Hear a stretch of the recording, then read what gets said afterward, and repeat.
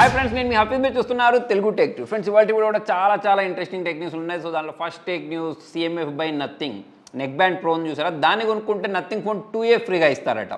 అదేంటి, మన మొబైల్ కొనుక్కుంటే ఇయర్ బడ్స్ని లేకపోతే నెక్ బ్యాండ్స్ని ఫ్రీగా ఇస్తూ ఉంటారు కదా. మరి వీళ్ళు విచిత్రంగా నెక్ బ్యాండ్ కొనుక్కుంటే ఫోన్ ఎలా ఇస్తున్నారు అని అంటే అందరికి ఇవ్వట్లేదు.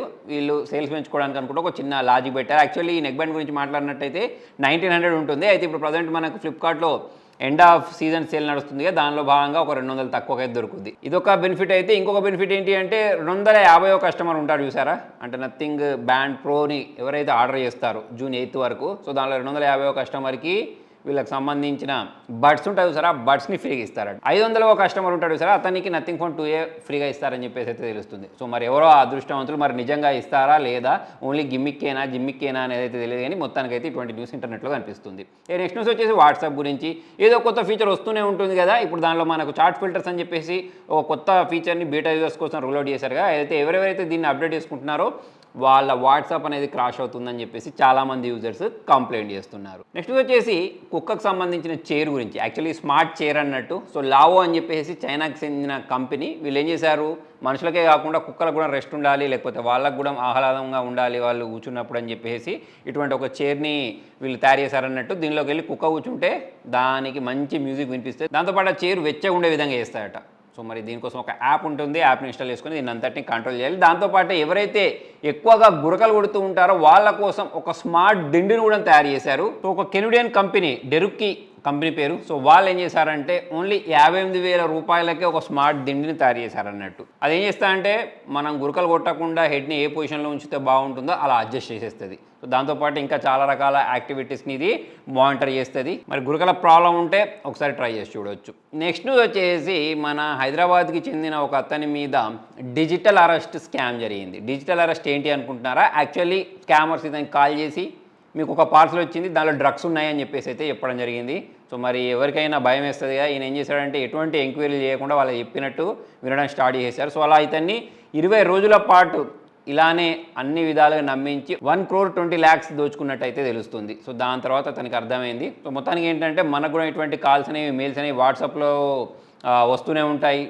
మనకు జనరల్గా నార్మల్ కాల్స్ కూడా వస్తుంటాయి కదా. సో అలా వచ్చినప్పుడు దేన్ని పడితే దాన్ని బ్లైండ్గా నమ్మకండి. ఫస్ట్ ఆఫ్ ఆల్ వాళ్ళు చెప్పిన ఇన్ఫర్మేషన్ని ఇంటర్నెట్లో వెరిఫై చేయాలి, నిజంగానే అటువంటి వెబ్సైట్ ఉందా, ఉంటే కనుక వాళ్ళ కస్టమర్ కేర్ నెంబర్ ఉంటుంది. సో వాళ్ళకి కాల్ చేసి మొత్తం కన్ఫర్మ్ అయిన తర్వాత మాత్రమే మనము ప్రొసీడ్ అవ్వాలి, కానీ అంత ఈజీగా అయితే బ్లైండ్గా నమ్మదు. యాక్చువల్లీ ఇటువంటి స్కామ్ చేసే వాళ్ళు పెద్ద కాల్ సెంటర్స్ ఏర్పాటు చేసుకుంటూ ఉంటారు. ఆల్రెడీ దీనికి రిలేటెడ్ నేను ఒక వీడియో కూడా చేశాను. వాళ్ళకు ఎటువంటి జాలి దయ ఏముండదు. వాళ్ళకి కావాల్సింది ఏంటంటే మీ దగ్గర నుంచి డబ్బులు రాబట్టడం. ఆ డబ్బులు మీరు హాస్పిటల్ ఖర్చుల కోసం ఉంచుకున్నారా, లేకపోతే పిల్లల చదువుల కోసం ఉంచుకున్నారా, పెళ్ళిళ్ళ కోసం ఉంచుకున్నారా, వాళ్ళు ఎటువంటివి ఏం చూడరు.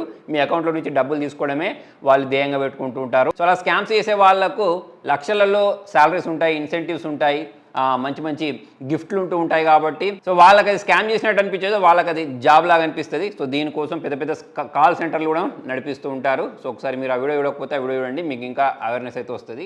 నెక్స్ట్ న్యూస్ వచ్చేసి సైబర్ స్టడ్ స్పిన్ అనే పేరుతోటి వీళ్ళు ఒక విచిత్రమైన TWSని తీసుకొని రాబోతున్నారు. యాక్చువల్లీ మనకు TWS డిజైన్ అనేది నార్మల్గా ఉంటుంది కదా, కాకపోతే ఇది ఒక స్పిన్నర్ ఉంటుంది సార్, దాని లాంటి డిజైన్ తోటి దీన్ని తీసుకొని రాబోతున్నారు. 3,000 ప్రైజింగ్ ఉంటుందట. మరి ప్రైజింగ్ ఉంటుందని కానీ దానికి సంబంధించిన ఫీచర్స్ కూడా అలానే ఉంటాయో లేదో చూడాల్సి ఉంది. నెక్స్ట్ రియల్మీ గురించి మాట్లాడినట్టయితే రియల్మీ వాళ్ళు మొన్న మధ్య రియల్మీ GT60 మొబైల్ తీసుకొచ్చారు. అయితే రియల్మీ GT6 అనే పేరుతో ఒక మొబైల్ని ఇండియన్ మార్కెట్లోకి ప్లస్ గ్లోబల్గా తీసుకొని రాబోతున్నట్టు అయితే తెలుస్తుంది. స్నాప్డ్రాగన్ 8S Gen 3 ఒక F6లో వాడారు చూసారా, అదే ప్రాసెసర్ని దీనిలో వాడబోతున్నట్టు తెలుస్తుంది. మరి ప్రైజింగ్ ఏముంటుందో చూడాలి. జనరల్గా GT సిరీస్ గురించి మాట్లాడినట్టయితే మంచి అగ్రెసివ్ ప్రైజింగ్లోనే తీసుకొస్తూ ఉంటారు. దాంతోపాటే GT7 Pro చూసారా, ఇది కూడా త్వరలో లాంచ్ అవుతాట. దీనికి సంబంధించిన కొన్ని డీటెయిల్స్ అయితే ఇంటర్నెట్లో కనిపిస్తున్నాయి. స్నాప్డ్రాగన్ 8 Gen 4 ప్రాసెసర్ తోటి దీన్ని తీసుకొని రాబోతున్నారు. మరి ఇది ఎప్పుడు ఇండియాలోకి వస్తుందో చూడాలి. కాకపోతే లీక్స్ అయితే వస్తున్నాయి. ఇలా పెరిస్కోప్ లెన్స్ని వాడతారని చెప్పేసి అయితే తెలుస్తుంది కెమెరా కోసం. అంతేకాకుండా రియల్మీ 13 Pro ఉంటుంది చూసారా, 13 Pro Plus ఇటువంటి సిరీస్ మొబైల్స్కి సంబంధించిన లీక్స్ కూడా ఇంటర్నెట్లో కనిపించడం స్టార్ట్ అయ్యాయి. మొన్న మధ్య 12 సిరీస్ తీసుకొచ్చారు, ఇప్పుడు 13 సిరీస్ని కూడా మార్కెట్లోకి తీసుకొని రాబోతున్నారు. చూసుకున్నట్టయితే కుప్పలు అయితే మొబైల్స్ మార్కెట్లోకి రాబోతున్నాయి. దాంతోపాటు షామీ వాళ్ళు వీళ్ళ 14CV ఉంటుంది చూసారా, కెమెరా సెంట్రిక్ ఫోన్ ఆల్రెడీ చైనాలో లాంచ్ అయింది. దీన్నే మళ్ళీ మన ఇండియాలోకి రీబ్రాండ్ చేసి అయితే తీసుకొని రాబోతున్నారు. 12వ తారీఖు ఇది రాబోతుంది. మరి ప్రైజింగ్ ఏముంటుందో చూడాలి. ఇక ఒప్పో వాళ్ళు ఒప్పో F27 Pro అనే పేరుతోటి MediaTek Dimensity 7050 ప్రాసెసర్ తోటి తీసుకొని రాబోతున్నారు. మరి ఒప్పో గురించి మాట్లాడితే ప్రాసెసర్స్ అంత బాగా ఉండవు, పర్ఫార్మెన్స్ అంత బాగా ఉండవు, కానీ వీళ్ళు ఈ తక్కువ బడ్జెట్ లేదా 20 నుంచి 30 వేల దాంట్లో డబ్బులు దారుణంగా ఛార్జ్ చేస్తూ ఉంటారు. కెమెరా ఫీచర్స్ అనేవి కొంచెం మంచిగా ఇచ్చి. సో మరి దీని ప్రైజింగ్ ఏం పెడతారో చూడాలి. ఈ హానర్ వాళ్ళు హానర్ వి ఫ్లిప్ అనే పేరుతోటి వీళ్ళ ఫ్లిప్ ఫోన్ తీసుకొని రాబోతున్నారు 8 Gen 2 ప్రాసెసర్ తోటి. మరి హానర్ గురించి మాట్లాడినట్టయితే స్టార్టింగ్ తీసుకొచ్చిన మొబైల్ అనేది ఘోరం హైప్ క్రియేట్ చేసేసారు, కాకపోతే డమ్మీ అయింది. మొన్న మధ్య లాంచ్ చేసిన హానర్ 2B ఓకే పర్లేదని చెప్పేసుకోవచ్చు. మరి ఈ ఫ్లిప్ ఫోన్ ఎలా ఉంటుందో చూడాలి. నెక్స్ట్ AMD వాళ్ళు వీళ్ళ Ryzen 9000 సిరీస్ని అంటే ఏఐ ప్రాసెసర్ అంటున్నారు వీళ్ళు, దాన్ని అయితే లాంచ్ చేయడం జరిగింది. సో మరి ఏఐకి సంబంధించిన ఫీచర్స్ అనేవి పుష్కలంగా ఉంటాయట. ఈ మధ్యకాలంలో ఎవరు ఏం లాంచ్ చేసినా మా దాంట్లో ఏ ఉందంటారు. అది టీవీ అయినా, ఏసీ అయినా, ఫ్రిడ్జ్ అయినా, ప్రాసెసర్లు అయినా, మొబైల్ ప్రాసెసర్లు అయినా, కంప్యూటర్ ప్రాసెసర్లు అయినా, దేనిలోనైనా సరే ఏ అనేది కామన్ అయిపోయింది. సో మరి ఏ అనేది ఇన్ ఫ్యూచర్ ప్రపంచాన్ని ఎలా మార్చబోతుంది అనేది అయితే చూడాలి. ప్రజెంట్ చూసుకున్నట్టయితే ఇటువంటి సిరీస్లో అయితే AMD వాళ్ళు ప్రాసెసర్లను తీసుకొచ్చారు. ఇక గూగుల్ గురించి మాట్లాడినట్టయితే వీళ్ళు Pixel 9 సిరీస్ని త్వరలో తీసుకొని రాబోతున్నారట. 10th సంబంధించిన Gen 4 ప్రాసెసర్ని అయితే దీనిలో యూజ్ చేయబోతున్నారు. అయితే ఈ ప్రాసెసర్ అనేది 1 మిలియన్ స్కోర్ని క్రాస్ చేసిందని చెప్పేసి అయితే తెలుస్తుంది. AnTuTu బెంచ్ మార్క్ స్కోర్ ప్రకారం చూసుకున్నట్టయితే.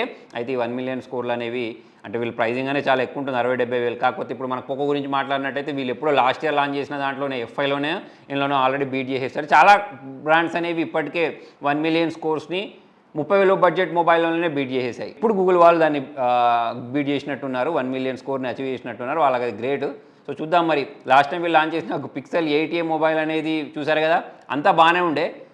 ఫాస్ట్ ఛార్జింగ్ విషయానికి వస్తే మాత్రం 18 వాట్స్ ఫాస్ట్ ఛార్జర్ని ప్రొవైడ్ చేశారు. మరి వాళ్ళకి ఏమనిపించిందో ఏమో, జనాల మీద ఇంత కక్ష ఎందుకు అర్థం కాలేదు. కానీ మొత్తానికి Pixel 9 సిరీస్ని తీసుకొని రాబోతున్నారు. మరి వీళ్ళ కస్టమర్ మీద జాలేసి మరి ఫాస్ట్ ఛార్జింగ్ని మినిమం 45 వాట్స్ లేకపోతే 30 వాట్స్ అయినా తీసుకొచ్చినా కూడా బాగుంటుంది. మరి 18 వాట్స్ ఏందో నాకు అర్థం కాలేదు. నెక్స్ట్ సామ్సంగ్ గురించి మాట్లాడినట్టయితే జూన్లో వీళ్ళకి సంబంధించిన వాచెస్ని తీసుకొని రాబోతున్నారు. ఇంకా వేరే వేరే ప్రోడక్ట్స్ కూడా తీసుకొని రాబోతున్నారు కదా. అయితే వీళ్ళకి సంబంధించిన వాచ్ FE ఉంటుంది చూసారా, దాన్ని తీసుకొని కూడా రాబోతున్నట్టు తెలుస్తుంది. FE అంటే వీళ్ళు తక్కువ ప్రైజింగ్లో తీసుకొస్తూ ఉంటారు, ఫీచర్స్ బాగానే ఉంటూ ఉంటాయి. చూద్దాం మరి వీళ్ళు ఏ ప్రైజింగ్లో తీసుకొస్తారు. నెక్స్ట్ iPhone 16 Pro సెప్టెంబర్ రాబోతుంది కదా. ఇక అప్పటికి వీళ్ళు మొబైల్స్ని తీసుకొస్తారు. దానికి సంబంధించిన లీక్స్ అనేవి రావడం స్టార్ట్ అయిపోయాయి. అయితే ఈసారి సామ్సంగ్ S24 అల్ట్రా ఉంది, దాంతో పోల్చుకున్నట్టయితే ఇంకా థిన్నర్ బెజిల్స్ని వీళ్ళు యూజ్ చేస్తారని చెప్పేసి అయితే తెలుస్తుంది. ఐఫోన్ గురించి మాట్లాడితే బెజిల్స్ అనేవి మనకు తక్కువనే కనిపిస్తుంటాయి, ఇంకా తక్కువ ఉంటాయట. చూద్దాం మరి. దాంతోపాటే డిజైన్ పరంగా చూసుకున్నట్టయితే పెద్ద చేంజెస్ ఏమి ఉండవట. నార్మల్ iPhone 16 గురించి మాట్లాడినట్టయితే ఈసారి కెమెరాలు ఇలా కాకుండా ఇలా పెడతారట. సో మరి మొత్తానికి ఏం చేస్తారంటే ఆ కెమెరాని అడిదిప్పి అవే ఫోన్స్ని మార్కెట్లో తీసుకొస్తూ ఉంటారు. ఒక ప్రాసెసర్ మార్చేసి మిగతా ఫీచర్స్ అనేవన్నీ అవే ఉంటూ ఉంటాయి. మరి ప్రైజింగ్ మాత్రం పెంచుకుంటూ పోతూ ఉంటారు. అయినా కూడా జనాలు లైన్లలో నిలబడి మొబైల్ కొంటారట. మరి నేను కూడా ఈసారి లైన్లో నిలబడే మొబైల్ని కొందా అని చెప్పేసి చూస్తున్నాను. ఆల్రెడీ నా దగ్గర ఒక iPhone 12 సిరీస్ మొబైల్ ఉండే, దాన్ని సేల్ చేసేసాను. కాబట్టి నా దగ్గర ప్రజెంట్ ఐఫోన్ లేదు. 16 సిరీస్కి సంబంధించిన మొబైల్ కొందామని చెప్పేసి అయితే చూస్తున్నాను. లాంచ్ అయిన తర్వాత చూద్దాం. మొత్తానికి ఇది ఫ్రెండ్స్ ఇవాళ వీడియోలో. మరి ఈ టెక్నిక్స్లలో మీకు ఏ టెక్నిక్స్ బాగా నచ్చింది అనేది కింద కామెంట్లో రాయండి. రేపటి టెక్నిక్స్ కోసం వెయిట్ చేయండి. Thank you.